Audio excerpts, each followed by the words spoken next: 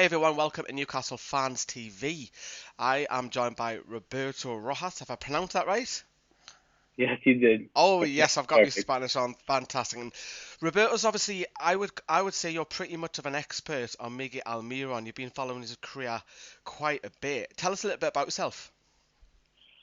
Yeah, no, absolutely. So as you mentioned, I did follow Miguel Almiron's transfer to Newcastle, but above all that, I am a 21-year-old college student. I'm currently in my final year at university here at Sacred Heart, studying obviously communication and media arts and in general journalism. But for myself, I've just been making my stamp and just trying to build up my CV in a way that I could build myself as a reputation as being a good journalist. Obviously, I've used my Twitter account to help that. I've written for a lot of publications such as Babel. I have my own podcast called No Limit Football, which I do basically with my co-host Joe Usello, talking about football every week around not just in the Premier League or La Liga or Serie A, but all around the world. It could be MLS, South America, or anything.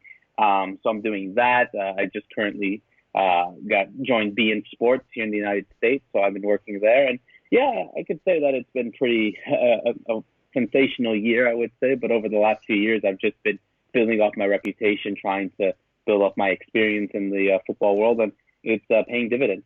Congratulations on your success. Well done. Really well done. Now, we wanted to get you on because Atlanta fans and probably Newcastle fans will probably be watching this video. We're going to be talking a little bit about Almiron. You ripped up the MLS. That was pretty obvious. We've seen all the goals. Do you think he can do that in the Premier League? Does he need time? Is he that good?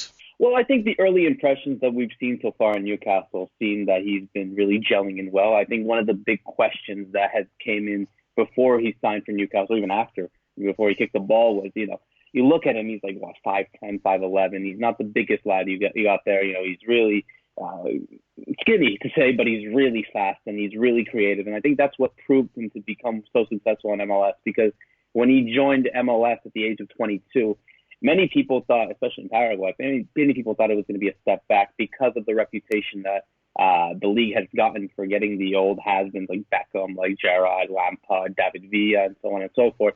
And many people thought that Almiron, at 22, going to MLS instead of going to Europe, where he's already proven himself in Argentina and in Paraguay, where he played, everyone thought, no, this can't be it. Why does he have to do that? But then you saw the improvement he did. You saw what he was able to do. You saw him essentially becoming, I think for myself, bias aside, the best player in MLS. Yes, Joseph Martinez did get that goal-scoring record to help Atlanta win, but you look at the heartbeat of the team, you look at how important that team gelled in well. For Atlanta, you saw Almiron was in the center stage of everything, good passing, dribbling skills, good left foot, an eye for goal, good football brain essentially. And you just see that, and you see that creativity. That was the big test moving on forward, is that it was inevitable that he was going to go to Europe eventually, but I think now to come into, building up a reputation and obviously doing very well so far in Newcastle. He's only played 4 games, but I think of those 4 games, he's really shown a good impression.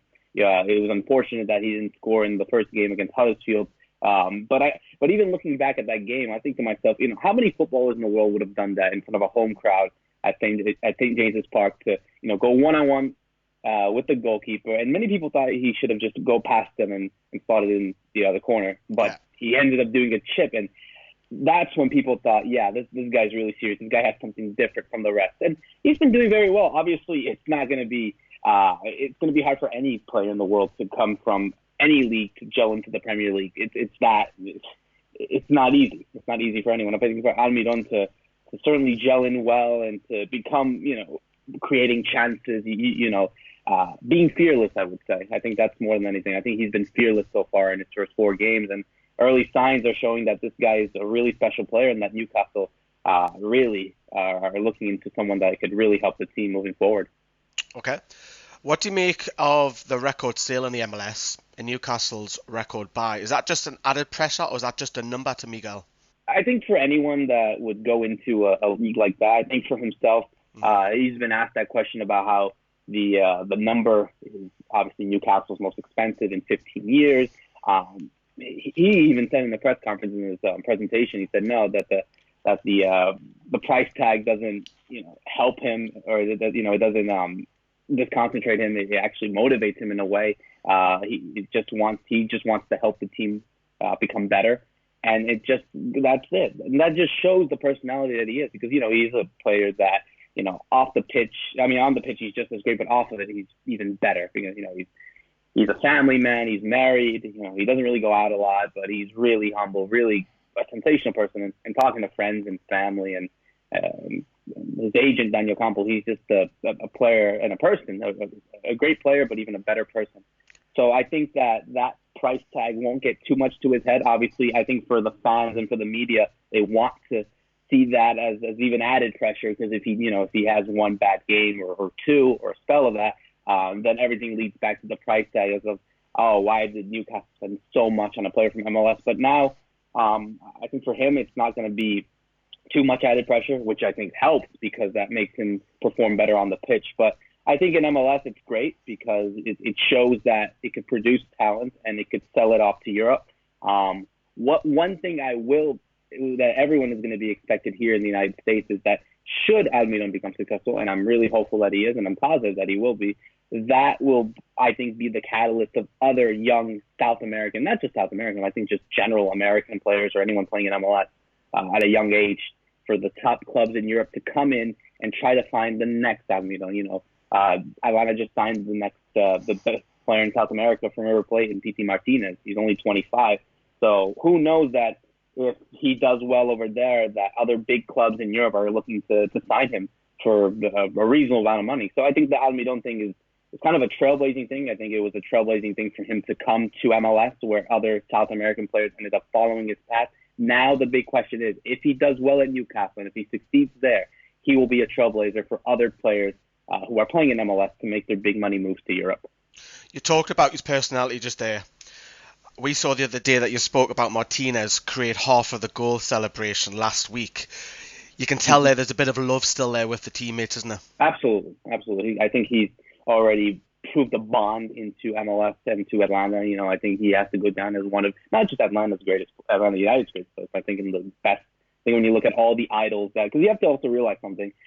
Prior to Atlanta winning the MLS Cup, the city of Atlanta did not win a sports title in, I think, 23 years, and that's counting baseball, basketball, football, hockey. They didn't win anything. So for them to get this title, I think means a lot to a lot of fans, to the city of Atlanta. And I think he has to go down as one of the best sporting idols in the history of Atlanta sports. And that shows something, that proves something, because it's a big city, very passionate fan base, wonderful stadium. And obviously, I think for them, comparing with the other 20 teams in MLS, they have a different ambition to not just produce talent and to become one of the best teams in the United States. No, they want to be the best team in the continent. They want to win the CONCACAF Champions League. They want to win all those titles. So with Almiron, I think his bond was always there. You could see, I think, one of his Instagram stories, or I think his wife, him posting him watching the Atlanta win the other day against the Costa Rican side. That just shows the bond that he has. He's always going to have a special relationship with Atlanta fans because it proves, and even so, you have Atlanta fans. I can even remember his debut against Wolves. You had Atlanta fan bases watching and creating like a get-together to watch his debut against Wolverhampton. And that just is incredible, and that just shows the remarkable bond that the team has and what he has with Atlanta. Yeah, you touched upon that. We'll touch upon Atlanta fans, because I do want to ask a question on those guys in a moment. A lot has been made about his English over here. Benitez says that he can understand it clearly, he just doesn't feel confident speaking it. How good is his English? Obviously, I don't know him for him to say that. I'm not him. I don't know what his level of English is, but having seen interviews, I don't think I've ever seen an interview of him speaking in English at Atlanta. I've obviously, hearing from people that his level of English is not poor, but it's not good. I think if you have to scale it out from 1 to 10, 1 being the worst, 10 being the best, I would put it at a 3 or a 4. That's just fine. And it makes sense because he's already coming from a team that has a lot of South American teammates. His manager, Tata Martino, is Argentine, so, he's speaking Spanish there. But one of the good things that I think I've heard over the last few weeks when he did sign for Newcastle and knowing more about Rafa Benitez, gelling in players who English is not their dominant language, that he wants his players to speak English. He wants his players to communicate in English.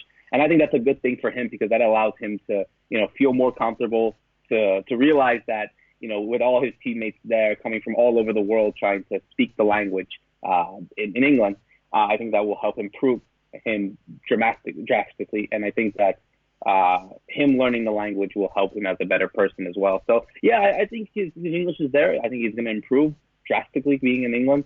I think Rafa Benitez is doing a good job there to really gel him into the language. I would agree, because Benitez is heavily influenced. You've got to speak English. There's a Japanese striker, Yoshinori Muto, isn't playing at the moment because of his communication skills. Now, I just want to touch upon something that may happen. It's likely happening over the summer, is that the Copa America. It's expected that, of course, he'll be called up to that. Benitez won't be too keen on him not having a full pre-season with the squad, will he? No, I don't think so. And I think, obviously, he's an important player for the national team. I think you have to go and say that he is the best Paraguayan player in the world right now. I think when you look at all the talent that the national team has, and they have a lot of talent from all around the world, I think Almiron just stands head and shoulders between everyone else. So I think, it's going to be interesting because, the preseason is very important. He did come in January, so he obviously needs to have that full season. But the Copa America, obviously, they're in a tough group. They're with Argentina, they're with Colombia, with Qatar. So Paraguay needs to, it's going to be interesting to see what happens there. Obviously, Paraguay have a good history historically in the Copa America. They tend to go to the quarterfinals, semifinals. They did make the final 8 years ago. So, it's not going to be expected. It wouldn't be surprising for them to go on a good run in the Copa America. But I think I think if fitness aside, if he does very well there, then I think he'll be much more improved heading into preseason next season. So it's going to be interesting. Obviously, the first call-ups and the new manager, Eduardo Berizzo, is going to see drastically how Almiron will play in his system. The first friendlies are at the end of the month against Peru and Mexico. So it's going to be expected. Obviously, Newcastle fans are hoping that he doesn't get injured or doesn't have a bad problem, especially in a crucial part of the season. So that's going to be really interesting to follow moving forward. The final one is, I'm amazed by this, is the Atlanta fans' relationship with Newcastle fans. They seem to have struck a bond online, which is rare because when a star player leaves a club in the Premier League, there's a bit of hatred, there's a bit of bitterness, there's a bit of a spiteful. There's people that wish them all the worst, don't want them to do well in the next club. And I think it's really refreshing and something that people should learn in this country. Just look at that and think, you have some Atlanta fans that are praising, wanting Miguel Almiron to do well, wish them well on the club. Maybe we've picked up some supporters, because let's face it, we're not one of the top 6.